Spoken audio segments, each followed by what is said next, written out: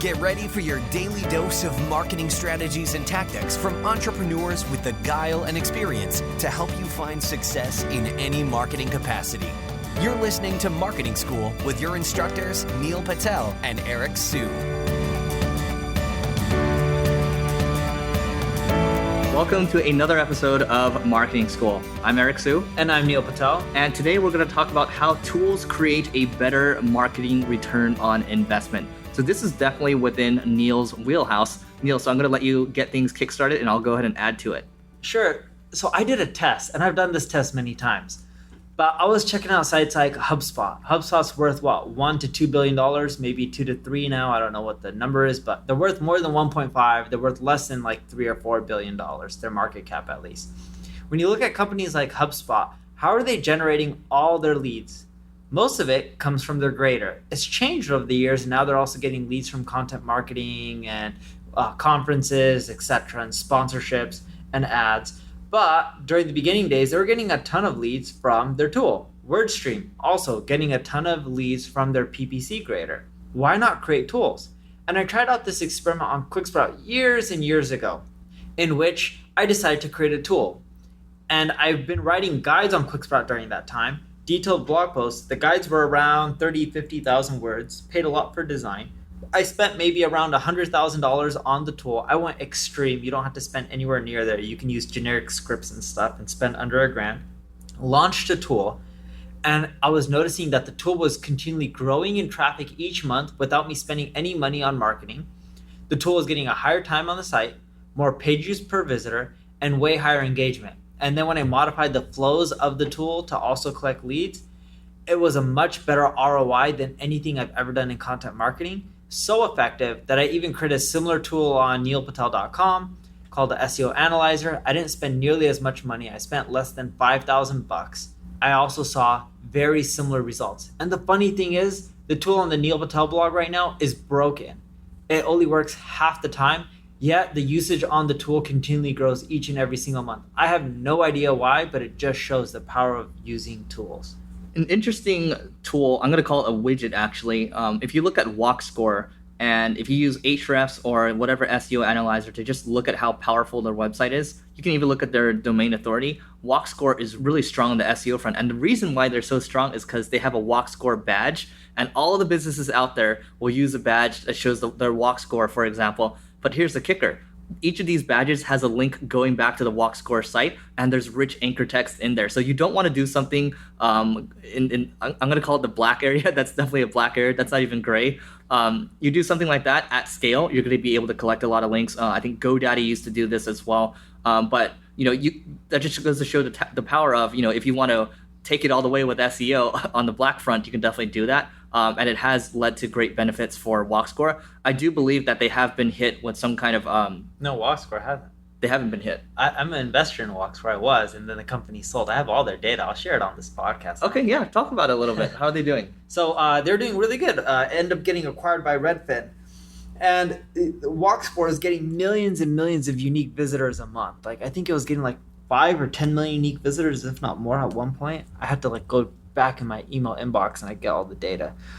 But what I learned from the whole WalkScore model, and I didn't invest a ton, I think I only put in like $50,000 or something. I should have put in more.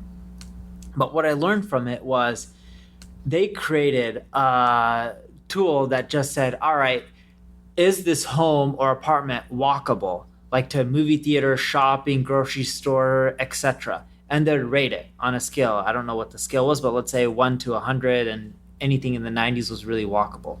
And what I found from that was, even WalkScore found this out, realtors, when they were selling their homes, would automatically put their WalkScore on their site before they were trying to use badges for link building or anything like that.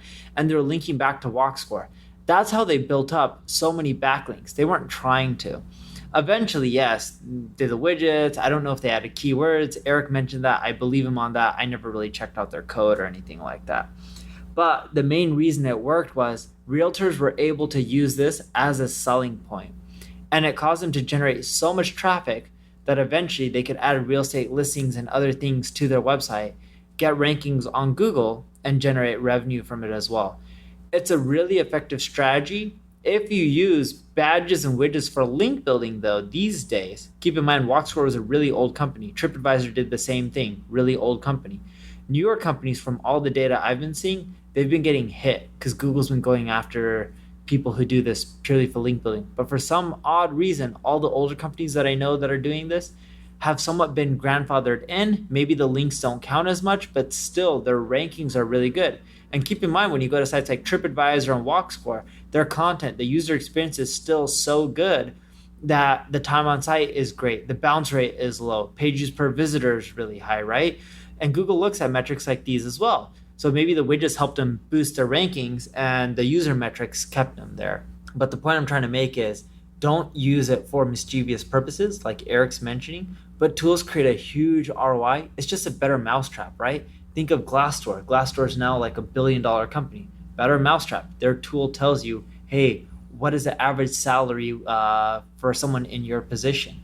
If you build a better mousetrap, Zillow is the same thing. Zillow was put in your address, we'll show you what your home is roughly worth. And if you're thinking, wow, these tools are going to be really expensive, how do I get started? Well, there is a potential solution out there. This company is called Outgrow. So it's outgrow.co, and they will help you go out there and make, let's say, mortgage calculators, for example, or different widgets or calculators out there. And they're not going to make it very aggressive for you in terms of SEO purposes. So they're not going to insert anchor text for you or anything like that. But they will help. They actually will customize it for you as well if you're looking for help there. And they just specialize in making tools for your site. So if that's something that might be down your wheelhouse, definitely take a look at it. And Neil, on your end, I mean, making a calculator and things like that, how much did that run you and how long did it take to get done? Yeah, that kind of stuff doesn't even cost $1,000. It's in the hundreds of dollars. It doesn't take more than like a week and so to get up and running at the latest. But I found that the simple tools like a calculator don't do well. I have an A/B testing calculator on neilpatel.com. I don't even know the URL, but I know it doesn't get much for traffic at all. It does somewhat all right when it comes to Google rankings.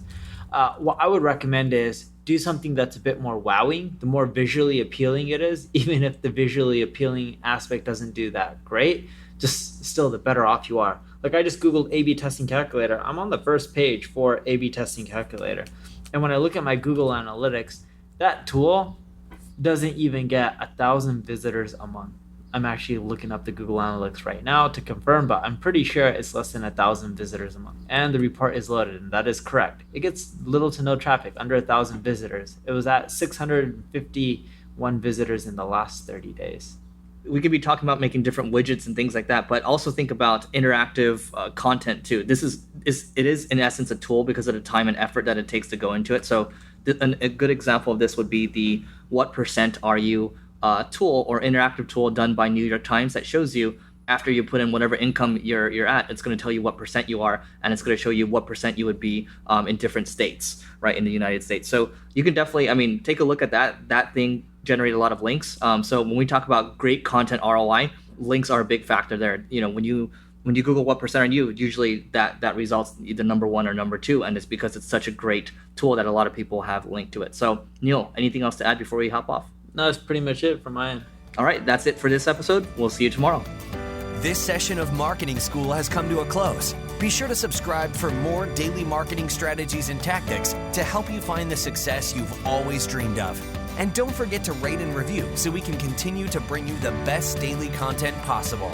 We'll see you in class tomorrow, right here on Marketing School.